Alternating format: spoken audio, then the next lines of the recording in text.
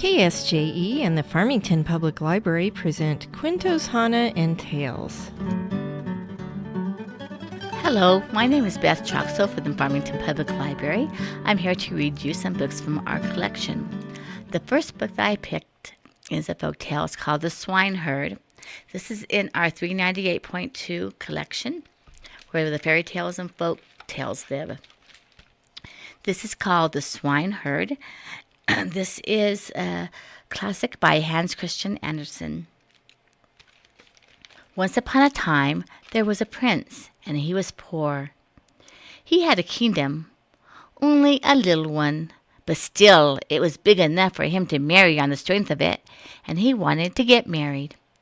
He was really aiming rather high and daring to ask the emperor's daughter, "Will you have me?" All the same, that is what he did, since his name was known far and wide, and there were hundreds of princesses who would have said yes. But what did the emperor's daughter say? Well, we shall see. There was a rose tree growing on the grave of the prince's father, and a beautiful rose tree it was. It flowered only once in 5 years, and then it bore only one rose. But that rose had so sweet a fragrance that anyone who smelled it forgot all his cares and sorrows. And the prince also had a nightingale that could sing as if its little throat held all the lovely music in the world. He thought he would give the rose and the nightingale to the princess, so they were put into large silver caskets and sent to her. The emperor had the caskets brought before him in the great hall, where the princess and her ladies-in-waiting were playing going visiting. That was all they ever did with their time. When the princess saw the big caskets holding her presents, she clapped her hands for joy. "I hope there's a little cat inside," she said. However, what they found was the lovely rose. "Isn't it nicely made?" said the ladies-in-waiting. "Nicely?" said the emperor. "It's better than nice. It is beautiful." But when the princess touched the rose, she could have wept. "Oh, dear papa," she said, "it isn't artificial after all. It's real." "Oh, dear," said all the courtiers, "it's real." "Well, let's see what the other casket is before we lose our tempers," said the emperor. Out came the nightingale. It sang so sweetly that at first they could not say a word against it. "Superb," remarked the ladies-in-waiting. "The bird reminds me of the late Empress's musical box," said one old courtier.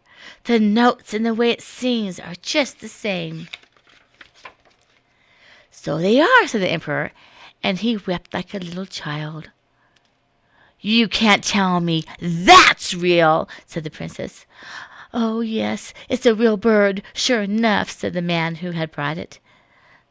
"Then it can fly away," said the princess, and nothing would persuade her to let the prince come and see her. But he was not going to lose his heart. He smeared his face with dirt, leaving black and brown marks, jammed his hat down on his head, and knocked on the emperor's door. "Good day, Emperor," said he. "Can I have a job at the palace?" "Ah, dear me, there are so many people who want to work here," said the emperor. "However, let's see. I do need someone to look after the pigs. We have a great many pigs." So the prince was made court swineherd. He was given a miserable little room near the pigsty, and there he had to stay. He sat and worked all day, and by the time evening came, he had made a nice little pan with boughs all around it. As soon as the pan came to the boil, the boughs rang out very prettily, playing the old tune, "Oh, my dearest Augustine, all's lost, lost, lost." However, the most remarkable thing of all was that when you held your finger in the steam coming from the pan, you could immediately smell what was being cooked on every hearth in the town. That was certainly a far cry from the rose. Now along came the princess with all her ladies in waiting, and she heard the tune. She stopped and looked pleased. The fact was she could play "Oh, my dearest Augustine" herself. Indeed, it was the only tune she could play, and she played it with one finger at that. "That's my own tune," she said. "What a well-educated swineherd he must be. Go in and ask him what his musical instrument costs." So one of the ladies in waiting went in, putting the wooden clogs on first. "What do you want for the pan?" asked the lady in waiting. 10 kisses from the princess," said the swineherd. "Mercy on us," said the lady. "I can't take less," said the swineherd. "Well," asked the princess, "what did he say?" "Oh dear," said the lady in waiting, "I really can't bring myself to tell you. It's so shocking." "Then whisper it." So the lady whispered. "Good gracious, how rude of him," said the princess, and she walked away. But she had not gone far before the bells rang out their pretty little tune again. "Oh, my dearest Augustine, all's lost, all's lost, lost." "Go and ask him if he'll take 10 kisses from my ladies instead," said the princess. "No, thank you," said the swineherd. 10 kisses from the princess, or I keep my pan." "The impertinence of it," said the princess. "Oh, well, you must all stand in front of me so nobody can see." So the ladies in waiting stood in front of her and held out the skirts of their dresses, and the swineherd got his 10 kisses, and the princess got her pan.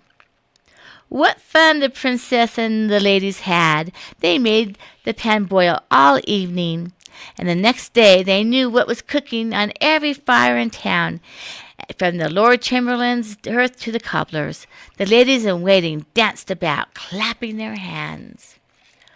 "We know who's having sweet soup and who's having pancakes. We know who's having partridge and who's having cutlets. Isn't that interesting?" "Very interesting indeed," said the mistress of the royal household. "But you must keep it secret," said the princess, "because I'm the emperor's daughter." "Of course we shall," everybody said. The swineherd, who was really the prince, though they didn't know it, and thought he was a real swineherd. Well, the swineherd did not sit idle all day. He made a rattle. When you swung the rattle around, it played all the waltzes and jigs and polkas that had ever been heard since the world began. "How delightful!" said the princess as she walked by. "I never heard a better tune. Go in and ask him what that instrument costs. Only I'm not kissing him again, mind." He wants 100 kisses from the princess," said the lady who had gone to ask. "He must be crazy," said the princess, and she walked away. But before she had gone far, she stopped. "Well, one must encourage art," says she, "and I am the empress' daughter. Tell him I'll give him 10 kisses, the same as yesterday, and he can have the rest, my ladies." "Oh," said the ladies, "we wouldn't like that." "Nonsense," said the princess. "If I can kiss him, so can you. Don't forget, I pay your wages." So the lady in waiting had to go and see the swineherd again. 100 kisses from the princess herself," he said, "or we keep what's our own." "Stand in front of me," said the princess. So all the ladies in waiting stood in front of her, and the swineherd started kissing. "What's that crowd down by the pigsty?" asked the emperor, who had gone out onto his balcony and rubbed his eyes and put his spectacles on. "Oh, it's the ladies in waiting playing some kind of game. I'll go and see what they're up to." And he hoisted up his slippers, which were trodden down at the heel. He was in a great hurry. As soon as he was down in the courtyard, he went along very quietly, and the ladies in waiting were so busy counting kisses to make sure it was all fair, and that the swineherd did not get too many or too few, that they never noticed the emperor. He stood on tiptoe. "What's all this?" he said, seeing the kissing, and he hit them over his head with the slipper just as the swineherd was taking his 88th kiss.